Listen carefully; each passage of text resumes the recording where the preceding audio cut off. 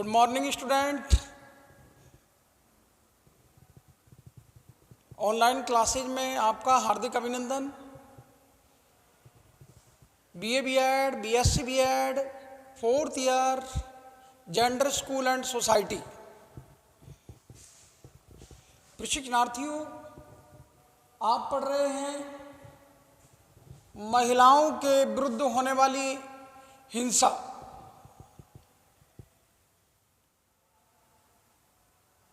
प्रशिक्षणार्थियों, महिलाओं के साथ ढेर सारी समस्याएं जन्म लेती हैं और उनके जन्म से लेकर उनकी मृत्यु तक वो समस्याओं का सिलसिला चलता रहता है। इन तमाम समस्याओं में सबसे बड़ी समस्या महिलाओं के विरुद्ध होने वाली हिंसा है। प्रशिक्षणार्थियों, जो भी समस्याएं हैं, महिलाएं उन समस्याओं से आजीवन जूझती रहती हैं, लेकिन ये समस्या अनैतिक है, चिंताजनक है और मानव जाति के ऊपर ये शर्मनाक समस्या है। प्रशिक्षणार्थियों, जब से हमारी सभ्यता का विकास हुआ तो विकास में लोगों के मानसिक, शारीरिक, शैक्षिक, आर्थिक संसाधनों में भी वृद्धि हुई और उस वृद्धि का परिणाम ये निकला कि इंसानियत के सामने ये महिला हिंसाओं की समस्या बहुत भयावह रूप लेकर उभर कर सामने आई है। बहुत बड़ी समस्या है ये, जिसको महिलाओं के लिए इन समस्याओं से जूझना पड़ता है। बालिका जन्म नहीं हुआ है और उसके गर्भ में उसके पिता के द्वारा, उसके अपनों के द्वारा उस लिंग की जांच कराई जा रही है। बड़े शहरों में उसकी जांच कराई जाती है, लिंग का निर्धारण किया जाता है कि ये लड़का है या लड़की है, और यही से ये हिंसा शुरू होती है। महिलाओं के विरुद्ध लिंग निर्धारण करना, उनके लिंग की जांच करवाना कि गर्भ में जो शिशु पल रहा है वो लड़का है या लड़की है, तो यहीं से महिलाओं के विरुद्ध हिंसा प्रारंभ हो जाती है।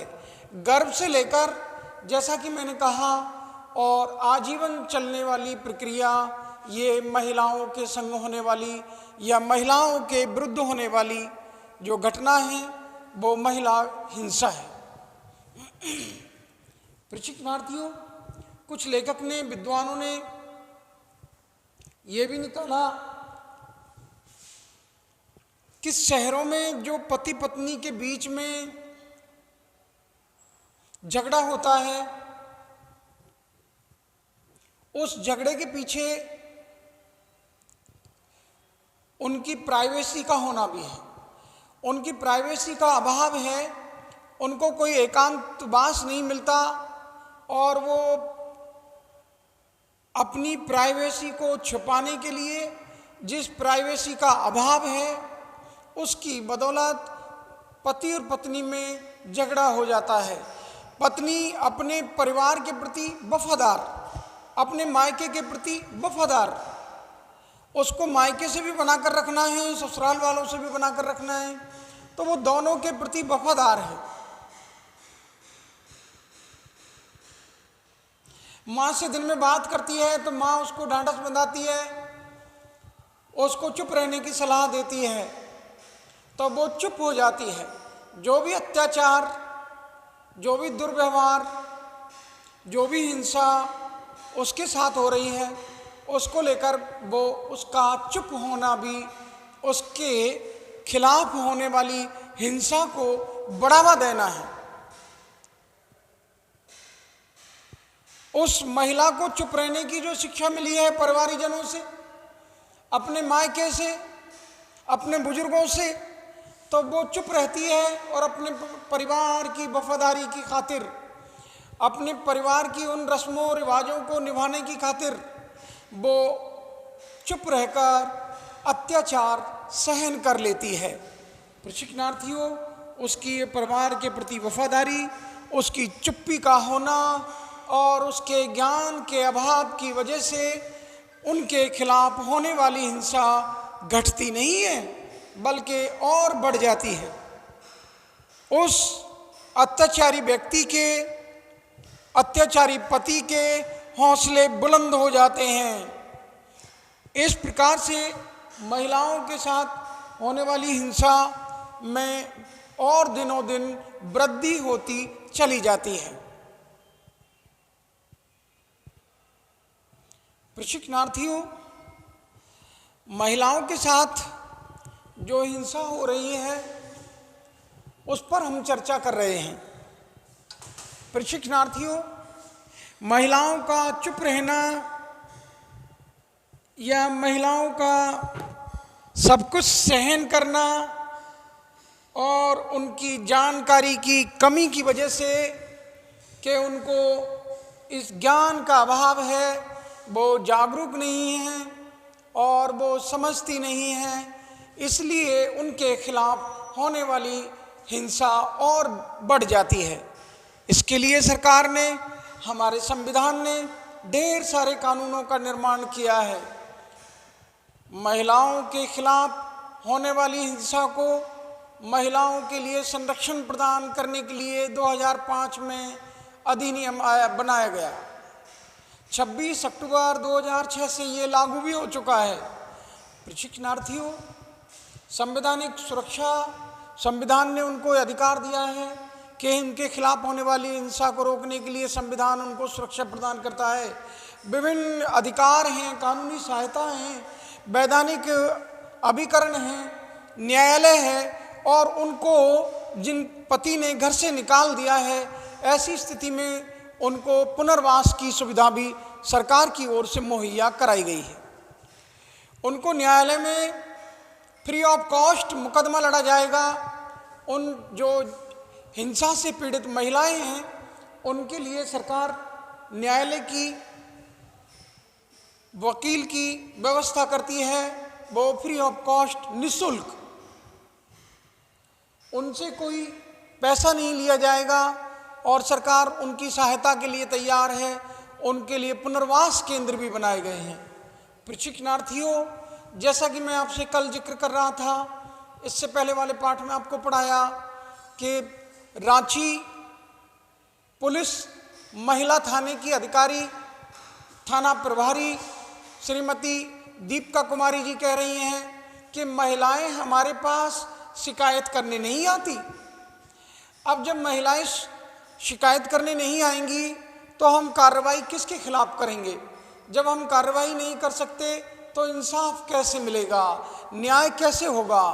तो आप सोचिएगा, 95% महिलाएं ना महिला आयोग की शरण में जाती हैं, ना थाने जाती हैं, ना इन कानूनों की जानकारी रखती हैं और ना उनको इनमें यकीन है।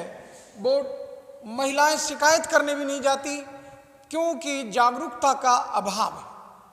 वो कानून की पेचीदगियों में पड़ना नहीं चाहती, वो कानून के इन लफड़ों में पड़ना नहीं चाहती, इसलिए वो उनके विरुद्ध होने वाली हिंसा और बढ़ जाती है। प्रशिक्षणार्थियों, राजस्थान में महिला हिंसा, राजस्थान में भी कुछ जिले ऐसे हैं जिनमें महिला हिंसा को देखा जा सकता है। देवारा, बइया, झुंझुनूवाली, मंथा, ये जैसलमेर जिले में गांवों का नाम है जहां आपको महिला हिंसा देखने को मिल जाएगी। खाड़ीपुरा, सगरिया, तिगरिया ये बांसवाड़ा में हैं। सूपा, भरतपुर, धौलपुर, ये कुछ ज़िले ऐसे हैं जहां बहुतायत मात्रा में महिलाओं के साथ हिंसा की जाती है, चाहे उनके लिए जहर देना हो या उनका बचपन में ही गला घोंट देना हो या नशीली दवा हो, हत्या हो, बलात्कार हो, देह व्यापार हो। ये हिंसा के प्रमुख कारणों में दहेज प्रथा का होना।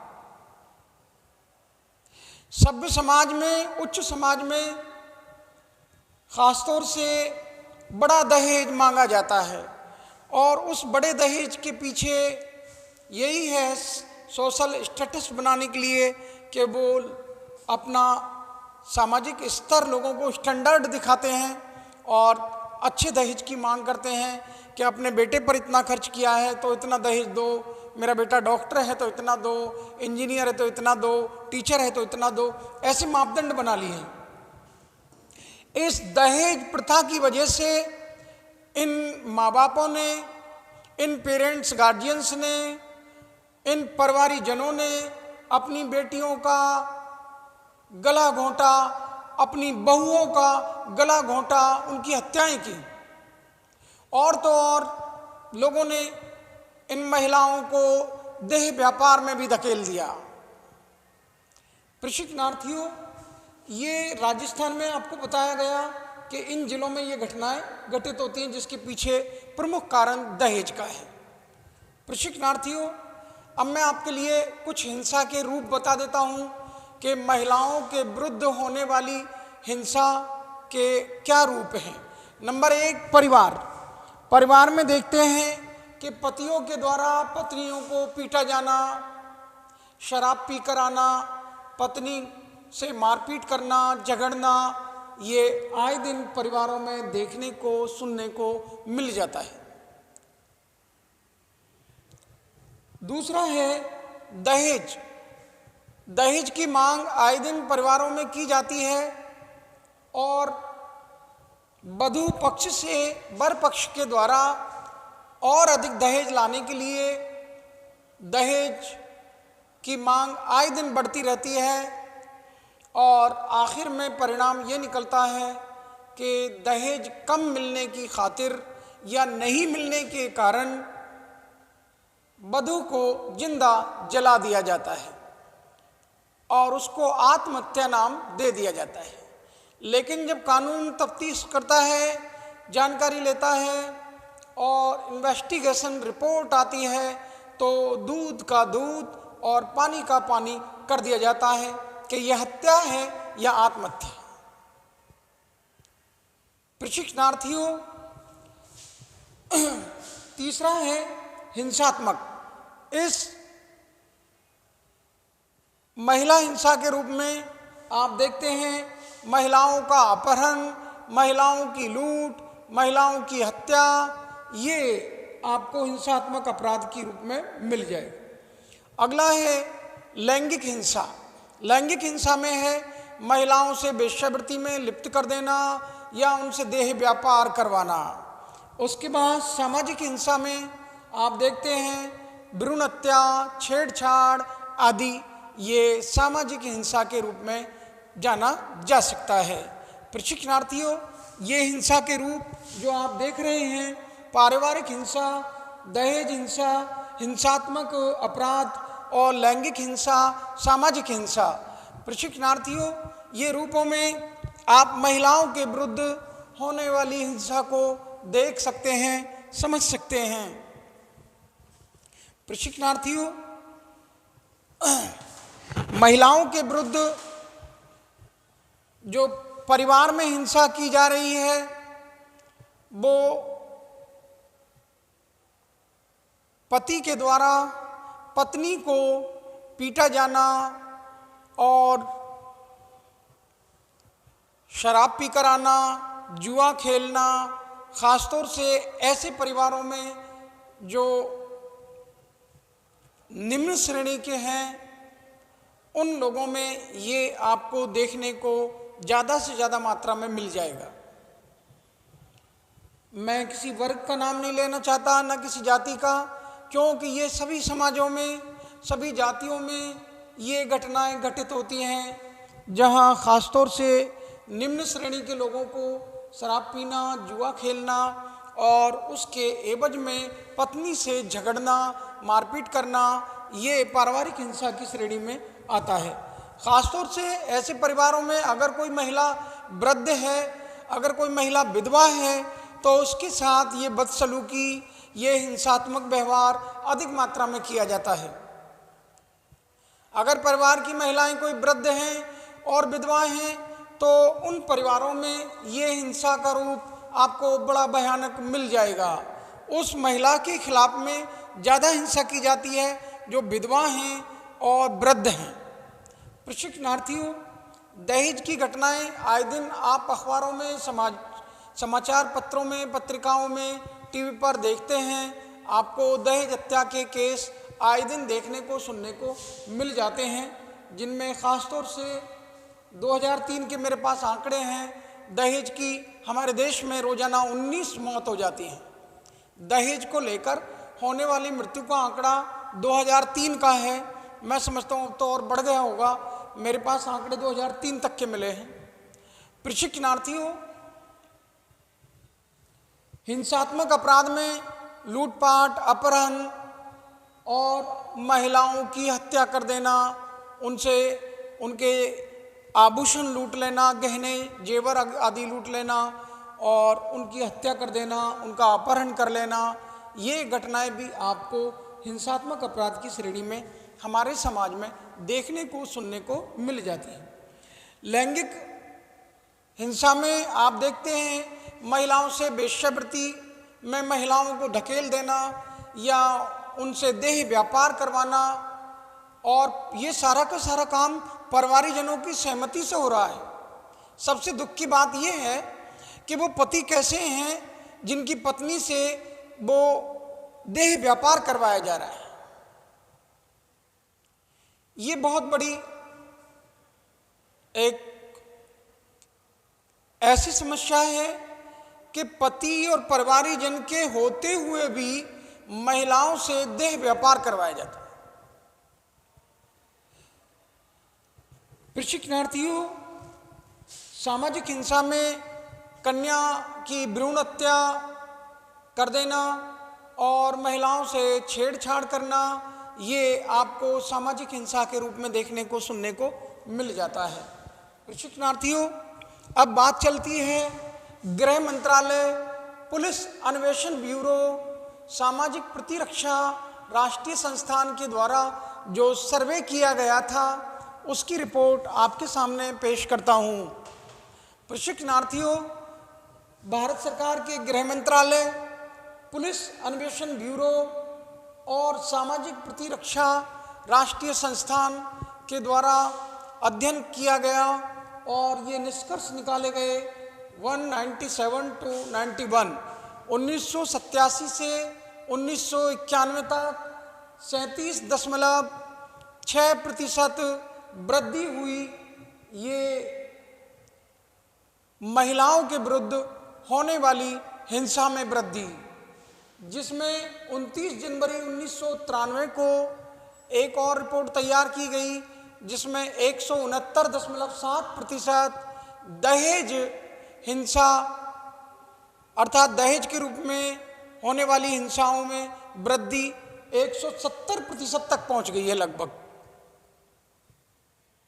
ये 29 जनवरी 1993 के आंकड़े हैं कि महिलाओं के विरुद्ध होने वाली हिंसाओं में दहेज हिंसा का मामला 170%, लगभग 170% तक की वृद्धि हुई। बताइए, हमारे देश में 33 मिनट में कोई ना कोई एक नया केस आ जाता है महिला अत्याचारों को लेकर। भारत में 5 राज्य ऐसे हैं जिनमें 2/3, 2/3 या 62.6% मामले दर्ज किए गए महिलाओं के विरुद्ध होने वाली हिंसा के। राज्यों के नाम बता दूं आपके लिए प्रशिक्षणार्थियों। पहला राज्य है 17.6% को लेकर मध्य प्रदेश। प्रशिक्षणार्थियों, ये मध्य प्रदेश पहला राज्य है जहां महिलाओं के विरुद्ध होने वाले मामले हिंसा के मध्य प्रदेश में 17.6% मामले पाए गए महिलाओं के विरुद्ध होने वाली हिंसा के। 15.7% मामले अपने उत्तर प्रदेश में पाए गए। ये उत्तर प्रदेश में, उत्तर प्रदेश में 15.7% मामले, 13.9% मामले महाराष्ट्र में पाए गए, जो कि ये स्टेट ऐसी हैं प्रशिक्षणार्थियों जो अपने आप में ये बहुत विकसित राज्य हैं, ऐसा नहीं है कि पिछड़े हुए राज्य हों। 7.9% मामले, ये भारत का बहुत विकसित राष्ट्र है, राज्य है। और आप देखिएगा ये है आंध्र प्रदेश। लो प्रशिक्षणार्थियों, 17.6% मामले मध्य प्रदेश में पाए गए पूरे देश के मुकाबले में, 15.7% मामले उत्तर प्रदेश में पाए गए, 13.9% महाराष्ट्र में, 7.9% आंध्र प्रदेश में और 7.5% आप सोच लीजिए कि आप कहाँ बैठे हैं। इन मामलों में हमारा राजस्थान भी पीछे नहीं रहा और जो महिलाओं के संग होने वाले मामले थे वो महिला अत्याचार के, उनमें राजस्थान में 7.5% मामले राजस्थान में भी थे। प्रशिक्षणार्थियों, और तो और मंदिर जैसी पवित्र जगह भी अब अछूती नहीं रही। लोगों ने महिलाओं की अस्मत को मंदिर जैसी पवित्र जगह में भी लूट लिया। 2003 की घटना है, जयपुर के संकट मोचक हनुमान जी के मंदिर ब्रह्मपुरी में इन पुजारी ने महिला को झाड़ फूंक के नाम पर बहला फुसलाकर बुलाया और वृद्ध महिला की अस्मत को लूट लिया। अधेड़ उम्र की महिला थी और उनकी अस्मत को लूट लिया। प्रशिक्षणार्थियों, मंदिर जैसी जगह को भी लोगों ने नहीं छोड़ा, मंदिर जैसी पवित्र जगह को भी लोगों ने नहीं छोड़ा और वहाँ भी ऐसे कार्य को अंजाम दे दिया। प्रशिक्षणार्थियों, ये मामले जो मैंने आपको बताए 62.6%, 5 राज्यों में जो देश का 2/3 हिस्सा है वो इन्हीं राज्यों में था जिनमें महिलाओं के संग हिंसा की गई। और मंदिर जैसी जगह को भी लोगों ने नहीं छोड़ा कि वहाँ भी महिलाओं की अस्मत अब सुरक्षित नहीं है। प्रशिक्षणार्थियों, आप देख रहे हैं कि महिलाओं के संग जो महिलाओं के विरुद्ध जो हिंसा है वो आपको 5 राज्यों में, जिसका देश का 2/3 हिस्सा है, वो देखने को मिली। और हमारे देश में रोजाना 41 मामले बलात्कार के, 19 मामले दहेज मृत्यु के, 31 मामले अपहरण के और 113 मामले हैं जो यौन अत्याचार के हैं और 84 मामले छेड़छाड़ के हैं। 2003 के ये आंकड़े हैं मेरे पास और 2003 के इन आंकड़ों में लिखा हुआ है कि 2003 तक महिलाओं के विरुद्ध होने वाली हिंसा के मामले 2 लाख तक पहुंच गए, सालाना 2 लाख तक पहुंच गए। प्रशिक्षणार्थियों, हमारे देश में 41 मामले बलात्कार के, 19 दहेज मृत्यु के, 31 अपहरण के, 113 मामले हैं यौन उत्पीड़न के और 84 मामले हैं महिलाओं के साथ होने वाले छेड़छाड़ के। प्रशिक्षणार्थियों, 2003 के इन आंकड़ों में ये निष्कर्ष निकल कर आया कि महिलाओं के विरुद्ध होने वाली हिंसा के मामले 2003 तक सालाना 2 लाख तक पहुंच गए थे, 2 लाख को पार कर गए थे। प्रशिक्षणार्थियों, जो महिलाओं के साथ में महिलाओं के विरुद्ध होने वाली हिंसा है उसको, जैसा कि मैंने आपको बताया, ये हमारे समाज की एक बहुत बड़ी ज्वलंत समस्या है और इस समस्या का समाधान करना हम इंसानों के लिए परम आवश्यक है। अगर इस समस्या का समाधान नहीं किया गया तो आप देखते हैं कि इस दुल्हन रूपी भारत में जो दुल्हन रूपी भारत है, उस भारत में दुल्हन की दोनों आंखों से संबंध है, पति और पत्नी के अधिकारों का पालन हो, दोनों को समानता का अधिकार जो संविधान ने दिया है उस पर लोग चलें, और जो स्वतंत्रता का अधिकार संविधान ने दिया है उस पर चलें, तो ना किसी की स्वतंत्रता को ना किसी की समानता को हानि पहुंची। अगर ये दुल्हन की एक आंख निकाल ली जाए तो दुल्हन कानी हो जाएगी। तो हमारे देश पर ये बहुत बड़ा बदनुमा दाग है कि हमारे देश में महिलाओं के विरुद्ध हिंसा होती है। हमारे देश में महिलाओं के संग इस होने वाली हिंसा को रोकने के लिए जो एक ज्वलंत समस्या है उसका समाधान करने के लिए हमारा संविधान हमको ढेर सारे अधिकार देता है। आवश्यकता है हम देश की महिलाओं को जागरूक करें और उनको जागरूक करने के बाद अपने अधिकार जो संविधान ने उनको प्रदान किए हैं उनको वो मानें, उनका पालन करें, न्यायालय की शरण में जाएं और न्यायालय उनके लिए मदद को तैयार है। और वो भी सारी व्यवस्थाएं जो आपके साथ की जाएंगी वो फ्री ऑफ कॉस्ट की जाएंगी। महिलाओं को जो भी ये सुविधाएं मिलेंगी वो सारी सुविधाएं उनको निःशुल्क प्रदान की जाएंगी संविधान के अनुसार।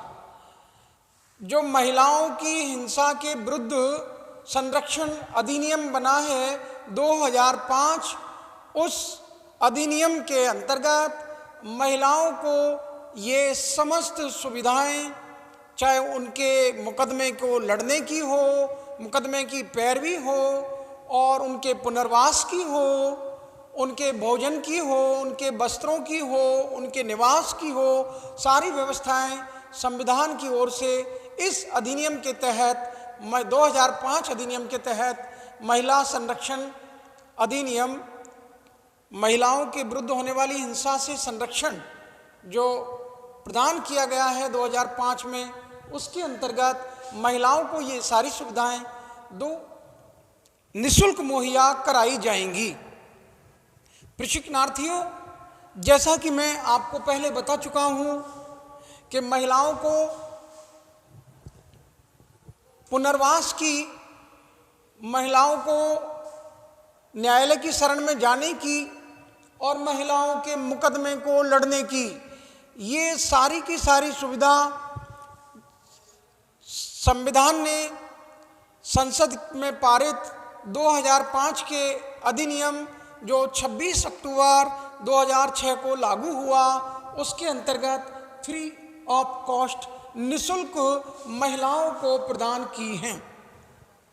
आवश्यकता सिर्फ इस बात की है कि हम महिलाओं को जागरूक करें और उनसे ये कहें कि जो भी आपके विरुद्ध में हिंसा हो रही है, चाहे वो दहेज को लेकर हो, चाहे वो मारने पीटने को लेकर हो, चाहे वो लूट और हत्या को लेकर हो, अपहरण को लेकर हो या सामाजिक हिंसा हो, उनके भ्रूण की, कन्या भ्रूण की जो हत्याएं की जाती हैं, लिंग का जो निर्धारण किया जाता है उसको लेकर हो, या उनको वेश्यावृत्ति में या देह व्यापार कराया जा रहा हो, उन समस्त समस्याओं को लेकर वो न्यायालय की शरण में चली जाएं। कानूनी सहायता उनको प्रदान की जाएगी। कानून उनकी रक्षा की गारंटी देता है, कानून उनको सुरक्षा प्रदान करेगा, कानून उनको पुनर्वास की व्यवस्था करेगा, कानून उनको वस्त्र और भोजन आदि की व्यवस्था करेगा। उनके लिए ये सारी मदद मिलेंगी निःशुल्क। तो प्रशिक्षणार्थियों, जैसा कि मैं कह रहा था कि ये महिलाओं के विरुद्ध होने वाली तमाम समस्याओं में सबसे बड़ी समस्या है और इस समस्या का समाधान करना हम मानवों का कार्य बनता है कि हम महिलाओं को जागरूक करें और उनसे ये कहें कि वो अगर शिकायतें नहीं करेंगी तो फिर कार्रवाई कैसे होगी, और कार्रवाई नहीं होगी तो फिर उनको न्याय कैसे मिलेगा। तो महिलाओं को अगर न्याय की आवश्यकता है, वो चाहती हैं उनके साथ इंसाफ हो, उनको इन मुसीबतों से छुटकारा मिल जाए, तो उनको छुटकारा दिलाने के लिए उठ खड़े होना होगा। और उठ खड़े होने के लिए उनका जागरूक होना, उनका तैयार होना, उनके मनोबल को बढ़ाना, उनकी चुप्पी को तोड़ना, ये सारे के सारे कार्य हमको करने पड़ेंगे। क्योंकि वो जो परिवार के प्रति वफादारी का दायित्व निभाती आ रही हैं, अपने मायके से वफादारी, अपनी ससुराल से वफादारी, तो वो वफादारी की चक्की में पिसती रहती हैं और उनके ऊपर ये जुल्म सितम होता रहता है। प्रशिक्षणार्थियों, उन महिलाओं को जागरूक करने की आवश्यकता है जिससे हम महिलाओं के विरुद्ध होने वाली हिंसा को रोकने में उनकी सहायता कर सकें। प्रशिक्षणार्थियों, मैं आपके लिए महिलाओं के विरुद्ध होने वाली हिंसा के बारे में अध्ययन करा रहा था। जैसा कि मैंने हिंसा के रूप आपको बता दिए, फिर एक बार और रिपीट कर देता हूँ। अंतिम समापन की ओर महिलाओं के विरुद्ध हिंसा के ये रूप हैं: पारिवारिक हिंसा, दहेज हिंसा, हिंसात्मक अपराध और लैंगिक हिंसा और सामाजिक हिंसा। इन पांचों रूपों में आपने देखा, पारिवारिक हिंसा में पतियों के द्वारा पत्नियों को पीटा जाना, और ख़ासतौर से जब महिलाएं विधवा हों, वृद्ध हों, तो उनके साथ अधिक मात्रा में ये अत्याचार किया जाता है। दहेज को लेकर आए दिन समाज में एक से एक बड़ी दुर्घटनाएं आपको देखने को सुनने को मिल जाती हैं, जिसमें कि वधू पक्ष की ओर से दहेज ना मिलने पर वधू को जिंदा जला दिया जाता है। अगला है, महिलाओं का अपहरण कर लिया जाता है, उनसे लूट की जाती है और उनकी हत्या कर दी जाती है। ये भी हिंसा का एक रूप है। लैंगिक हिंसा में आप देखते हैं महिलाओं से देह व्यापार करवाना और महिलाओं को वेश्यावृत्ति में ढकेल देना आदि आते हैं। अगला है सामाजिक हिंसा। इसमें कन्या के भ्रूण की हत्या कर दी जाती है और ख़ासतौर से महिलाओं से छेड़छाड़ आदि आपको देखने सुनने को मिल जाती है। प्रशिक्षणार्थियों, इसको रोकने के लिए कानून हमारे लिए सुरक्षा प्रदान करता है, कानून हमारी मदद के लिए तैयार है। आवश्यकता सिर्फ इस बात की है कि हम महिलाओं को जागरूक करें, उनकी चुप्पी को तोड़वाएं और उनको आगे लाएं कि वो अपनी इन शिकायतों को करें और जिस पे कार्रवाई हो और उनको इंसाफ मिले। मैं समझता हूँ मेरा ये छोटा सा पाठ जो आपको पढ़ाया गया है आपके समझ में ज़रूर आया होगा। प्रशिक्षणार्थियों, अगर कुछ रह जाता है तो आप पूछ सकते हैं, पूछ लीजिएगा। आपके जो भी माकूल सवाल हैं माकूल जवाब दिए जाएंगे। मैं आपके लिए पुनः धन्यवाद ज्ञापित करता हूँ। Thank to all of you. Okay.